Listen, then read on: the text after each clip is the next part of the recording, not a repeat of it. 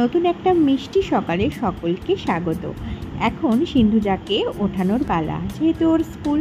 তো উঠিয়ে brush trash করিয়ে ওকে ওর সকালের ব্রেকফাস্টটা দিয়ে বসিয়ে দিলাম। সাথে আমি ওর জন্য একটু টিফিনও গুছিয়ে নিলাম। তো তারপরে ওকে রেডি করে দেওয়ার পালা, আর তারপরে রেডি হয়ে ও চলে গেল স্কুলে। সাথে আমিও গেছিলাম ওকে স্কুলে ড্রপ করতে। ওকে স্কুলে ড্রপ করে ওর জন্য একটা টুপি কেনার ছিল, তো সেটা কিনে বাবানের পেয়ে গেছিলো ভীষণ খিদে, তাই একটু খেয়ে নিল। তারপরে ঠাকুরের জন্য একটু ফুল মিষ্টি নিয়ে বাড়িতে চলে আসলাম। তারপরে কিছুক্ষণ পর দেখলাম সিন্ধুজা স্কুল থেকে বাড়িও চলে আসলো। মা, আজকে স্কুলে মাদার্স ডে দিয়ে দিয়েছে। মাদার্স ডে তোমার সানডে? হ্যাঁ, তোমার স্কুল ছুটি, কালকে ছুটি, পরশু ছুটি। ও বাবা, এটা ম্যাম করে দিয়েছে মাম্মামের জন্য। আমি হাতের ছাপটা দিয়েছি, আবার তুমি তোমার হাতের ছাপটা দিয়ে দাও। ও আচ্ছা, এখানে এটা তোমার আঙুলের ছাপ আর এখানে আমি আঙুলের ছাপ দেবো, তাই তো? আচ্ছা, কি সুন্দর হয়েছে, থ্যাংক ইউ।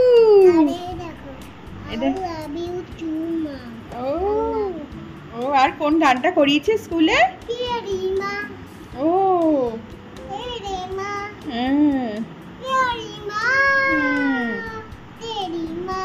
ও বাবালি। তারপরে ওকে স্নান টান করিয়ে বসিয়ে দিলাম খাওয়াতে। মাঙ্গো হয়নি। ফল ঠল খেয়ে বিকেলবেলা একটা ছোট্ট ন্যাপ নিয়ে তারপর মহারানী খেলতে গিয়ে বাঁধিয়ে আসলো এই বিপদ। এসে দেখি পাটা কেটে একটুখানি নিয়ে এসেছে। তো সেখানেও মলম ঠলম লাগিয়ে নিলাম, আর আমিও একটু চা খেয়ে নিলাম। তো তারপরে বেচারি বায়না করছিল একটু ফ্রুটি খাবে বলে। তো মাম্মামকে নিয়ে গেলাম একটু সামনেই দোকানে, আমার বাড়ির খুব কাছেই দোকান। আর আজকে আকাশে দেখো চাঁদটা কি সুন্দর। তো দোকানে গিয়ে তো কি মজা ওর। তারপর ফ্রুটি টুটি কিনে বাড়িতেও চলে আসলাম। সন্ধ্যা হয়ে গেছে যেহেতু অনেকটাই, তো এখন ওকে পড়তে বসিয়েছি। আর পড়তে বসানোর সময় ও এই পেন্সিলগুলো নিয়ে ভীষণ খেলছে। তো টাটা, দেখা হচ্ছে নেক্সট ব্লগে।